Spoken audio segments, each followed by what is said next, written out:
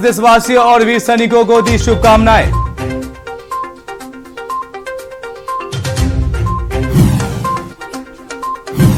कोटाद्वार seat पर भाजपा खेल सकती है ट्रम्प कार्ड। हरीश सिंह रावत पर असमंजस बरकरार। धीरेन्द्र चौहान पर भी दांव खेल सकती है पार्टी। चंपावत से हरदा को चुनाव लड़ने का न्योता, लेकिन प्रबल दावेदार माने जा रहे हेमेश खरवाल के हस्ताक्षर नहीं। आपने जारी की प्रत्याशियों की तीसरी सूची। गढ़वाल से 5 और कुमाऊं से 4 उम्मीदवारों का ऐलान। धर्म संसद प्रकरण पर अब सरनाथ घाट पर होगी संतों की प्रतिकार सभा। डीएम ने कहा नहीं है अनुमति। उत्तराखंड में आज आए कोरोना के 3000 से ज्यादा मामले। एक्टिव केस पहुंचे 12000 पार। देहरादून में आए सबसे ज्यादा 1030 नए मामले। आप देख रहे हैं के न्यूज, खबरों का सारथी। नमस्कार, स्वागत है आपका के न्यूज में। आप देख रहे हैं खबर उत्तराखंड। मैं हूं आपके साथ विवेक कुमार। खबर देहरादून से है, जहां उत्तराखंड कांग्रेस में उम्मीदवारों पर मंथन जारी है। कांग्रेस की केंद्रीय चुनाव समिति की आज शाम को होगी बैठक। बैठक में उम्मीदवारों पर अंतिम निर्णय किया जाएगा। आज पार्टी उम्मीदवारों की पहली लिस्ट कर सकती है जारी। सूत्रों के हवाले से बड़ी खबर। कांग्रेस की 13 सीटें हरीश और प्रीतम खेमे के बीच फंसी। सूत्रों के हवाले से बड़ी खबर। पुरोला, सहसपुर, कैंट, रायपुर, डोईवाला, ऋषिकेश, हरिद्वार ग्रामीण, खानपुर, लक्सर, कालाढूंगी, डीडीहाट, सोमेश्वर और लोहाघाट विधानसभा में फंसा पेच।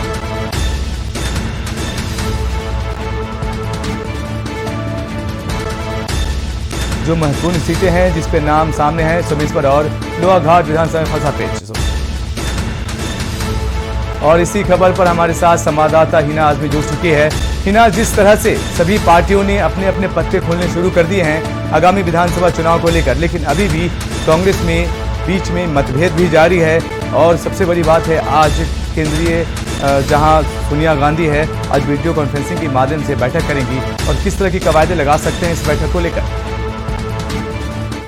जिस तरीके से अब कम वक्त बचा है, तो ऐसे में तमाम जो पार्टियां हैं, भाजपा हो या फिर आम आदमी पार्टी हो, तो उन लोगों का लगातार मंथन जारी है। तो कांग्रेस भी मंथन कर रही है टिकटों के बंटवारे को लेकर। लेकिन अगर वहीं बात करें तो गुटबाजी को लेकर काफी ज्यादा पेच फंसा रहता है। और अगर अब बात करें तो कुछ सीटों को लेकर कांग्रेस में करीब 13 सीटें ऐसी बताई जा रही है जिसमें हरीश रावत खेमे और प्रीतम खेमे के बीच पेच फंसे हैं, जिनमें पुरोला, सहसपुर, कैंट, रायपुर, डोईवाला, ऋषिकेश, हरिद्वार, खानपुर, लक्सर, कालाढूंगी, डीडीहाट, सोमेश्वर, लोहाघाट, इस तरह की तमाम जो इस तरह की 13 जो सीटें हैं, इस पे हरीश खेमे और प्रीतम खेमे में लड़ाई चल रही है। जैसे कि लगातार गुटबाजी के जो खबरें थी वह सामने आ रही थी, लेकिन चुनाव के मद्देनजर कहीं ना कहीं कांग्रेस आला कमान ने समझाया। लेकिन वहीं अब जब टिकट का वितरण हो रहा है, तो ऐसे में जो है अपने अपने गुटों के लिए, अपने चहीतों के लिए जो है उम्मीदवारों को यहाँ पर उतारने की कवायद लगाई जा रही है। हिना, लेकिन हरीश रावत की जो विधानसभा है, उनसे चुनाव लड़ने की अटकलें अभी भी तेज है। और जो कुछ विधायक है या कुछ जो कांग्रेस के नेता है, उनके नामों को लेकर अभी भी साफ नहीं है।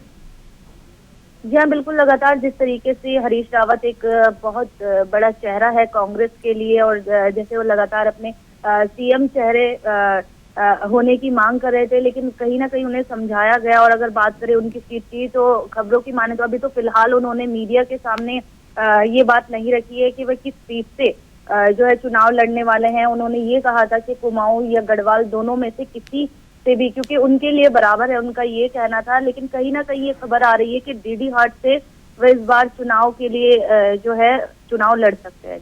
जी, लेकिन डीडीहाट सीट की बात अगर करें और कुमाऊं, तो यहाँ पर उनके नाम को लेकर अभी भी अटकलें है। कुछ जो नाराज है उनका हस्ताक्षर नहीं किए गए, बाकी कुछ ऐसे जो लोग हैं, जो नेता है, उनके साथ है। जी हाँ, बिल्कुल। एक तरफा जैसे कि रहा है प्रीतम खेमा और हरीश खेमा, दो गुटबाजी यहाँ पर कांग्रेस में हमेशा ही देखने के लिए मिली है। जो 5 साल बाद अब चुनाव होने वाले हैं, तो ऐसे में जो दोनों गुट है वो आपस में टकराव की स्थिति पैदा हो गई है टिकटों को लेकर। वहीं जो हरीश रावत है, हरीश रावत के समर्थक भी चाह रहे हैं कि वह इसी सीट से लड़े, लेकिन दूसरी ओर जो दूसरा खेमा है वो उनके विरोध में है। जी शुक्रिया हिना, महत्वपूर्ण जानकारी के लिए। आपको बता दें, उत्तराखंड में कांग्रेस उम्मीदवारों पर मंथन जारी है और इस मंथन में हरीश रावत के विधानसभा क्षेत्र को लेकर अकेले लगाई जा रही है, क्योंकि दो खेमा है, प्रीतम सिंह और हरीश रावत के। इन दोनों के बीच में मतभेद है और इस मतभेद को सुलझाने के लिए आज दिल्ली में सोनिया गांधी की अध्यक्षता में बैठक की जाएगी और बैठक वीडियो कॉन्फ्रेंसिंग के माध्यम से की जाएगी।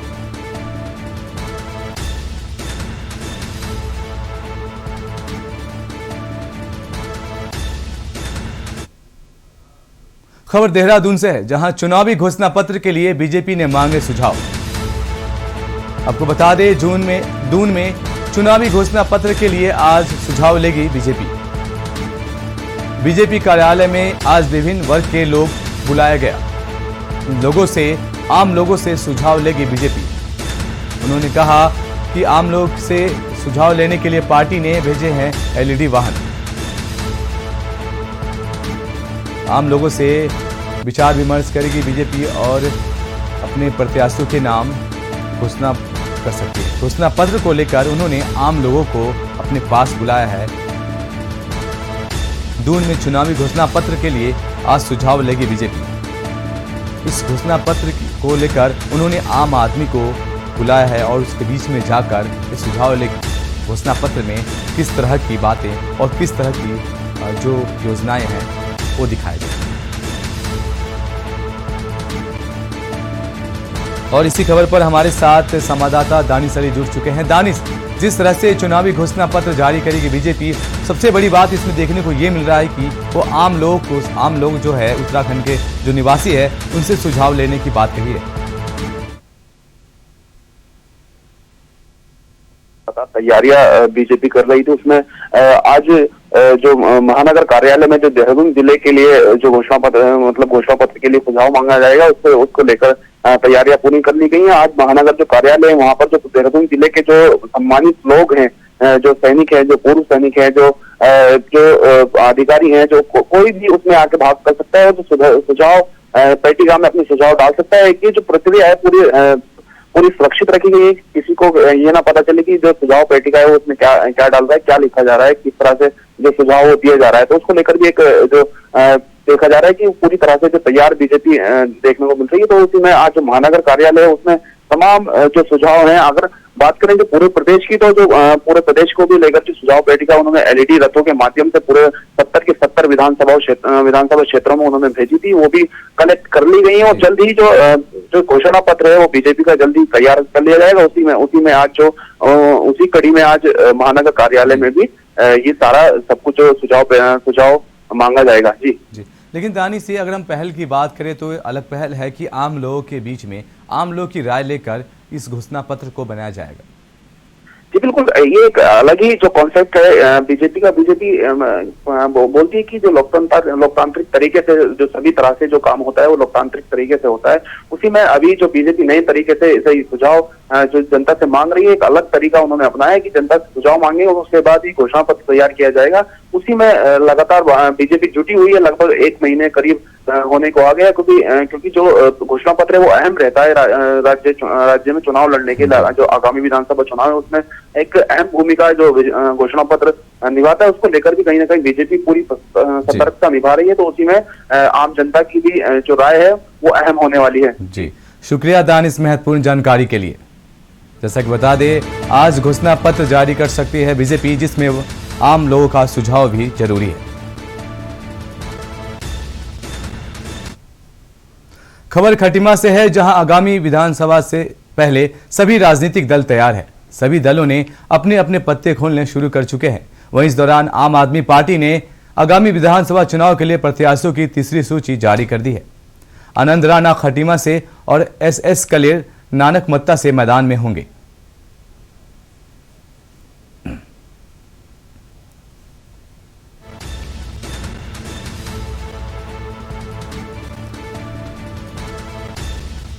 खटीमा से और आपको बता दें, आपने प्रत्याशियों की तीसरी सूची जारी की है, जिसके तहत खटीमा से आनंद राणा और नानकमत्ता से एसएस कलेर रहेंगे।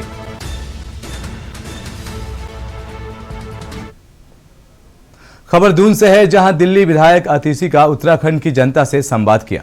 इस दौरान उन्होंने कहा कि जब मैं उत्तराखंड आई थी तो सरकारी स्कूल का दौरा किया था।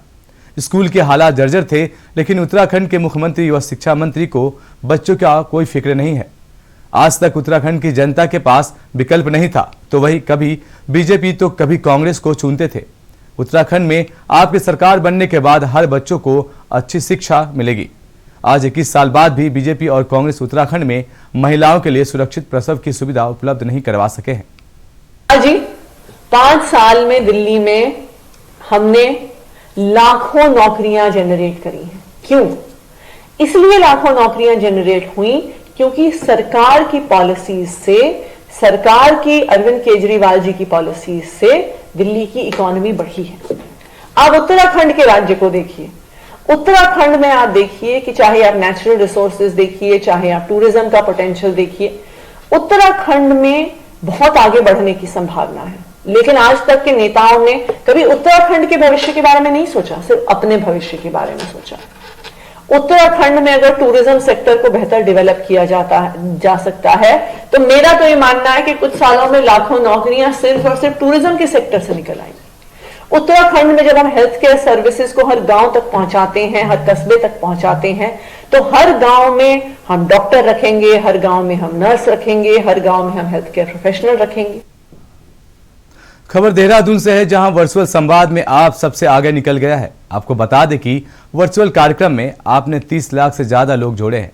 आप डोर टू डोर कैंपेनिंग में भी आप सबसे ज्यादा है। 10,000 से ज्यादा कार्यकर्ता ने पहल की है। 10 जनवरी से वर्चुअल नवपरिवर्तन संवाद की शुरुआत दिल्ली के उप मुख्यमंत्री मनीष सिसोदिया ने किया था। उसमें बीजेपी और कांग्रेस से कहीं आगे आम आदमी पार्टी के सभी विधानसभा प्रभारियों ने, और जहां पर हमारे प्रत्याशी घोषित हो चुके हैं, वहां पर उन लोगों ने डोर टू डोर का जो कैंपेन है वो पूरी तरह से चुनाव आयोग द्वारा दी गई कोरोना गाइडलाइंस को पूरा करते हुए शुरू कर दिया है। आम आदमी पार्टी अपने वर्चुअल संवाद जो रैलियां चल रही हैं उसमें बीजेपी और कांग्रेस से कहीं आगे है। हमारे सभी बड़े नेता जैसे मनीष सिसोदिया जी, संजय सिंह जी, राजेंद्र पाल गौतम जी, आतिशी जी और अन्य तमाम नेता लगातार जनसंवाद रैलियों के माध्यम से, वर्चुअल रैलियों के माध्यम से उत्तराखंड की जनता को संबोधित कर रहे हैं, और उत्तराखंड की जनता लाखों की संख्या में इन वर्चुअल रैलियों के साथ जुड़ी हुई है। कांग्रेस कार्यकर्ता विष्ट ने आज नैनीताल में पत्रकार वार्ता की। पत्रकार वार्ता के दौरान उन्होंने भीमताल नवनिर्माण विधायक राम सिंह कैरा पर क्षेत्र की जनता के साथ 2017 में किए गए वादों को पूरा नहीं करने का आरोप लगाया। उन्होंने कहा कि राम सिंह कैरा ने भीमताल विधानसभा में शराबबंदी का वादा किया था, जिसके चलते क्षेत्र की जनता में खासी नाराजगी है। गोपाल विष्ट ने कहा कि क्षेत्र की जनता का परिवर्तन का मन बना लिया है और 2022 के चुनाव में कांग्रेस बहुमत से सरकार बनाने जा रही है। महिलाओं को उनका भूमि में खसरा होते हुए उनका नाम हो, जिससे समय भीमताल विधानसभा के अंतर्गत दूरस्थ ग्रामीण क्षेत्रों में भी भारतीय जनता पार्टी के प्रति एक बड़ा भारी आक्रोश है। इनकी कार्य प्रणाली के प्रति उनका बड़ा आक्रोश है कि बढ़ती महंगाई और जो आपदा का नुकसान किसानों को हुआ है उसका उन्होंने एक मखौल उड़ाया है। 1100, 2100, 3000 रुपए का मुआवजा देकर, और स्वास्थ्य के प्रति सरकार इन ग्रामीण क्षेत्रों में उदासीन रही है इन 5 सालों में। और मेरा पूरा विश्वास है कि 2022 में कांग्रेस की सरकार बनेगी। उत्तराखंड में भारतीय जनता पार्टी चुनाव की घोषणाओं के बाद लगातार प्रत्याशियों को लेकर पार्टी पदाधिकारियों के साथ मंथन कर रही है। उसी को लेकर भाजपा प्रवक्ता विनय गोयल ने कहा कि भाजपा में हर एक कार्यकर्ता लोकतांत्रिक तरीके से किया जाता है, जिससे प्रक्रिया गतिमान और प्रत्याशियों को लेकर मंथन किया जा रहा है, जिसके बाद पार्लियामेंट्री बोर्ड प्रत्याशियों की घोषणा करेंगे और अगले हफ्ते शुरुआत में ही प्रत्याशियों की पहली लिस्ट जारी कर दी जाएगी। भारतीय जनता पार्टी में सभी कार्य लोकतांत्रिक तरीके से होते हैं और वो सारी प्रक्रिया बहुत तीव्र गति से गतिमान है, जिसके द्वारा प्रत्याशियों का चयन किया जाता है। अलग अलग स्तर पर सभी स्तर के कार्यकर्ताओं से उनकी राय ली गई है, ली जा रही है और उसके आधार पर हमारा जो प्रदेश का पार्लियामेंट्री बोर्ड है और कोर कमेटी है वो नामों के पैनल बनाकर सेंट्रल पार्लियामेंट्री बोर्ड को भेजेगा और सेंट्रल पार्लियामेंट्री बोर्ड प्रत्याशियों के नामों की घोषणा करता है। मुझे लगता है कि इसी हफ्ते पार्लियामेंट्री बोर्ड की बैठक हो जाएगी, हमारे जो प्रदेश का पार्लियामेंट्री बोर्ड है, और उसके बाद नाम सेंट्रल पार्लियामेंट्री बोर्ड को प्रेषित कर दिए जाएंगे और अगले हफ्ते के प्रारंभ में पहली सूची आने की संभावना है। खबर खटीमा से है, जहां सीमांत क्षेत्र खटीमा में कोरोना बम फूटा है। वहीं देर शाम को आई कोरोना रिपोर्ट में 30 नए कोरोना संक्रमित मरीज मिलने से क्षेत्र में हड़कंप मच गया। स्वास्थ्य विभाग द्वारा निकले सभी 30 कोरोना संक्रमितों को उनके घर पर ही आइसोलेट कर दवाई का वितरण किया जा रहा है। सभी कोरोना संक्रमितों में से किसी को भी अस्पताल में भर्ती करने की आवश्यकता नहीं पड़ी है। कोरोना वायरस को फैलने से रोकने के लिए स्वास्थ्य विभाग द्वारा यूपी से आ रहे सभी यात्रियों का बॉर्डर पर ही कोरोना टेस्ट किया जा रहा है। 66 पॉजिटिव केसेस मिल चुके हैं, जिसमें आज ही हमें 30 पॉजिटिव मिले हैं। हमारी तरफ से उन सभी लोगों को 66 पॉजिटिव है, सभी को होम आइसोलेट किया जा चुका था और हम निरंतर उनके स्वास्थ्य की निगरानी में लोगों से मेरी यही अपील रहेगी कि आप सार्वजनिक स्थानों से अपनी दूरी बनाए रखें, 2 गज की दूरी आपस में जरूर मेंटेन करें और हाथों को सैनिटाइज करते रहें और मास्क हमेशा पहन के रखें। जब भी और जैसे ही आपका समय हो आ गया हो, तुरंत दोनों डोज बूस्टर वैक्सीन की अवश्य लगवाएं। खबर लक्सर से है, जहां मकर संक्रांति का त्योहार धूमधाम से मनाया गया। इस मौके पर पतंगबाजी का भी जमकर लुत्फ उठाया गया। चारों ओर आकाश में रंग बिरंगी पतंगें नजर आई। पतंग के शौकीनों का कहना था कि आज के समय में पतंगबाजी लोगों को एकता का पाठ सिखाती है। पतंग उड़ाने के बहाने परिवार और आसपास के सभी सदस्य एक साथ समय बिताते हैं। एक व्यक्ति डोर संभालता है तो दूसरा मांझा साधता है। तमाम लोग उस पतंगबाजी को देखकर आनंदित होते हैं। इसमें हारकर भी कोई बुरा नहीं मानता।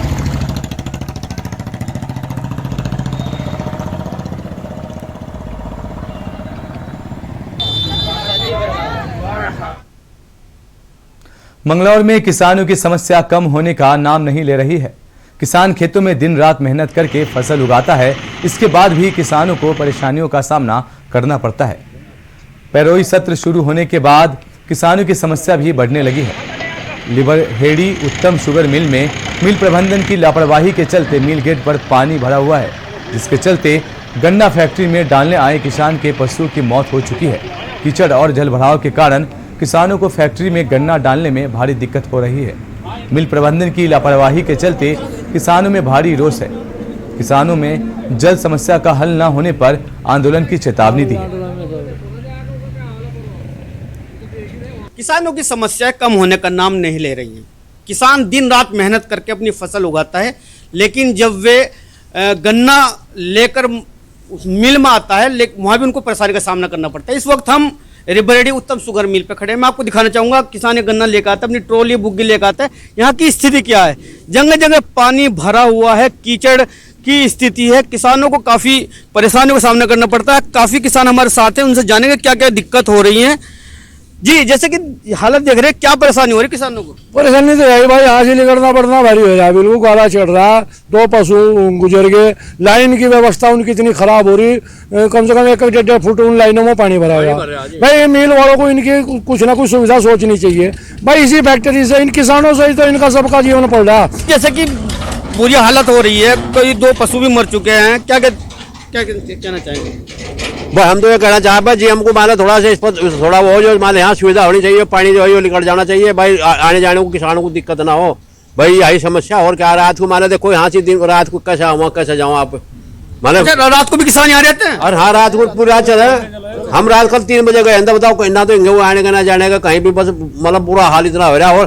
और ठीक है, पेमेंट भी सही दे रहा। फिलहाल वक्त हो चला है एक छोटे से ब्रेक का। आप देख रहे हैं के न्यूज, खबरों का सारथी। ये दिल है कि चख रहा है उन्हीं अल्फाजों का नूर नूर और नूर नूर और नूर नूर और दूर कितना भी जाओ, इस जुबान से दूर ना जा पाओगे। विमल, बोलो जुबान केसरी। करें अपने जीवन को कृतार्थ, सुने श्रीमद् भागवत कथा रोज प्रातः 6 बजे मेरे साथ सिर्फ के न्यूज इंडिया पर।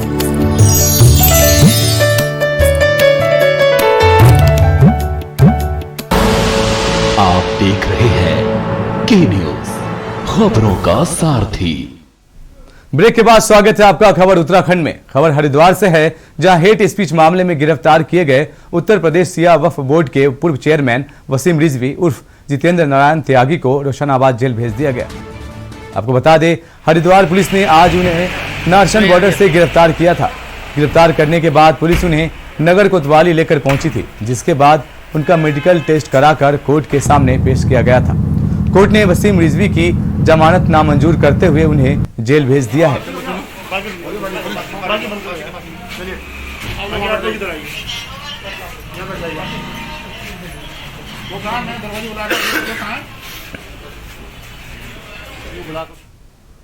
खबर रुद्रपुर से है, जहां विधानसभा चुनाव को लेकर उधम सिंह नगर पुलिस काफी अलर्ट मोड पर है।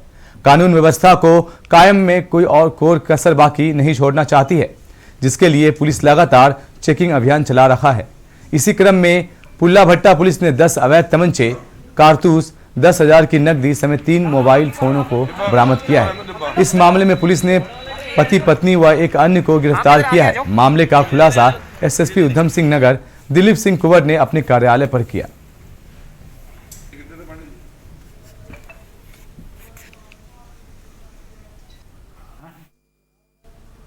स्वतंत्रता संग्राम से लेकर उत्तराखंड राज्य आंदोलन तक भले ही हर युद्ध में योद्धा के रूप में महिलाएं खड़ी रही हो, लेकिन उत्तराखंड की राजनीति में महिलाओं की हिस्सेदारी का अंदाजा इस बात से लगाया जा सकता है कि 21 सालों में प्रदेश को 11 मुख्यमंत्री मिल गए हैं, लेकिन उनमें से एक भी महिला मुख्यमंत्री नहीं बनी।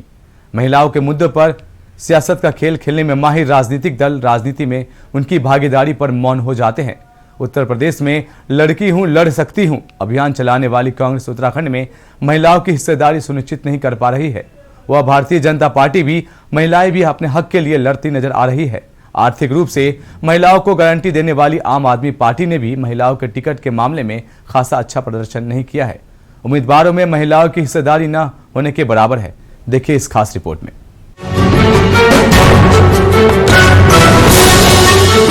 महिलाओं ने देश की आजादी से लेकर उत्तराखंड राज्य आंदोलन तक, शराबबंदी से लेकर पर्यावरण बचाने के लिए चिपको आंदोलन तक तमाम आंदोलनों में पुरुषों के साथ कंधे से कंधा मिलाते हुए कदम बढ़ाए हैं, लेकिन राजनीति के क्षेत्र में महिलाओं को तरजीह नहीं मिल पाई।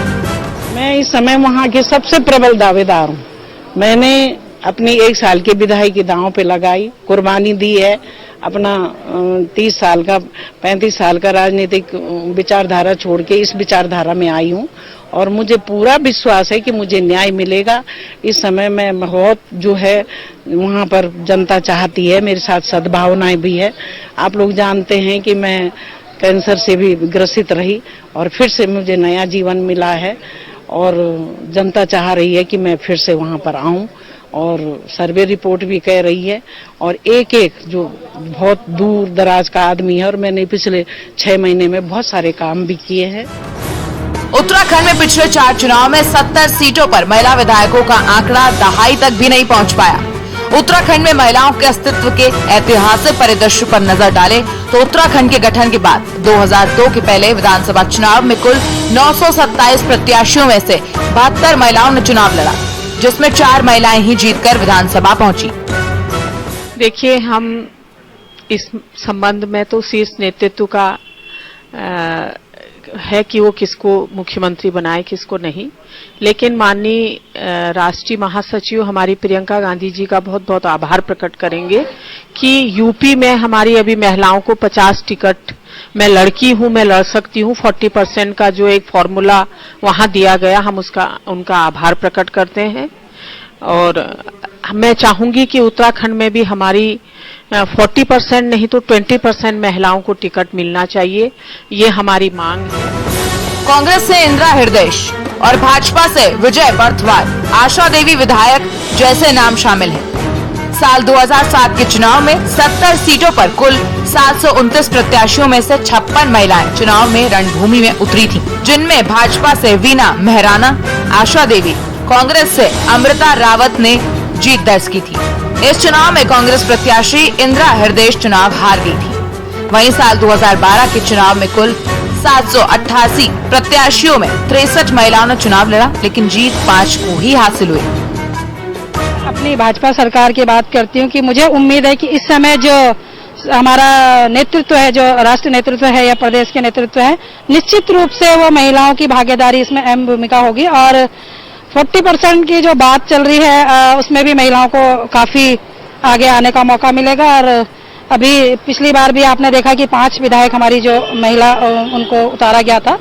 तो इस समय पूरी उम्मीद है सरकार से भी और अपनी संगठन से, अपने प्रदेश नेतृत्व, राष्ट्रीय नेतृत्व से कि महिलाओं की अहम भूमिका होगी। प्रदेश में भले ही महिला मतदाताओं की संख्या पुरुषों से ज्यादा हो, लेकिन महिलाएं आज भी राजनीति में अपनी हिस्सेदारी के लिए लड़ रही हैं।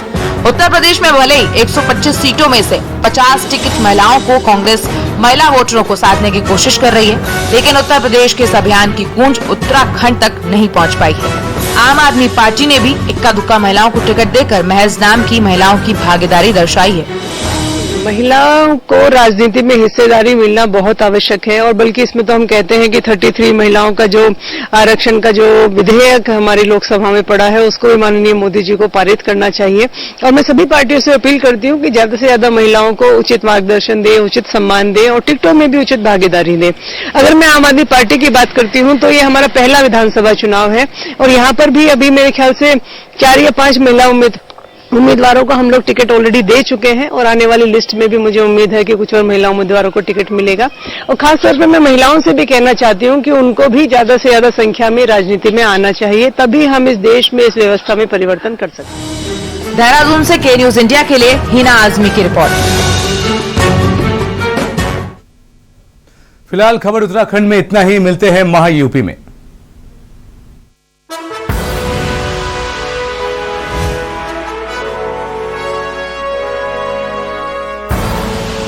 आप देख रहे हैं के न्यूज, खबरों का सारथी।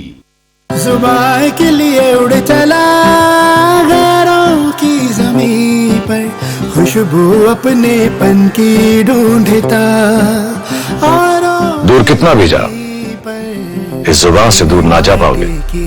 रुमल, बोलो जुबान केसरी। विधायक जी के दावों की क्या है हकीकत? कितनी हकीकत, कितना फसाना?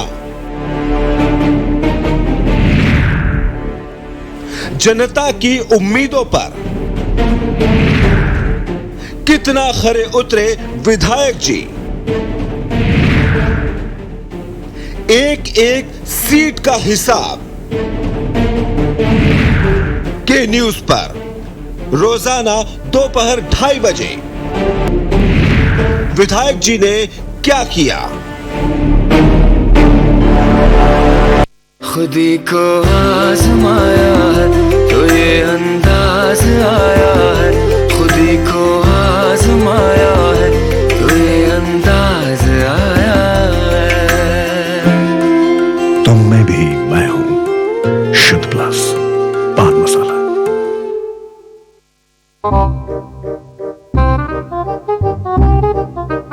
पैदल ही जाना पड़ता है, यहाँ से इतनी रोड खराब है, यहाँ पे वैसे भी कोई वाहन को अच्छे से चल नहीं पाता है। ये देखिए, ये बिटिया भी कहीं, बिटिया कोचिंग जा रही हो क्या? तो ऐसे रोज जाती हो? क्या करें, मजबूरी है। इसके लिए तो सही में साधुवाद होना चाहिए कि जिस तरह से बच्चे यहाँ के पढ़ रहे हैं।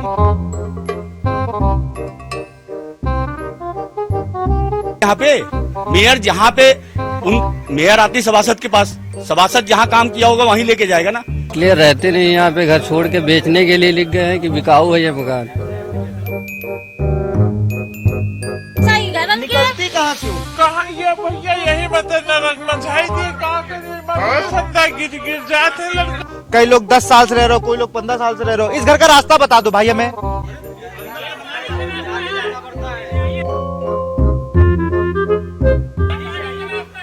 कुछ नाव रखी होगी ना।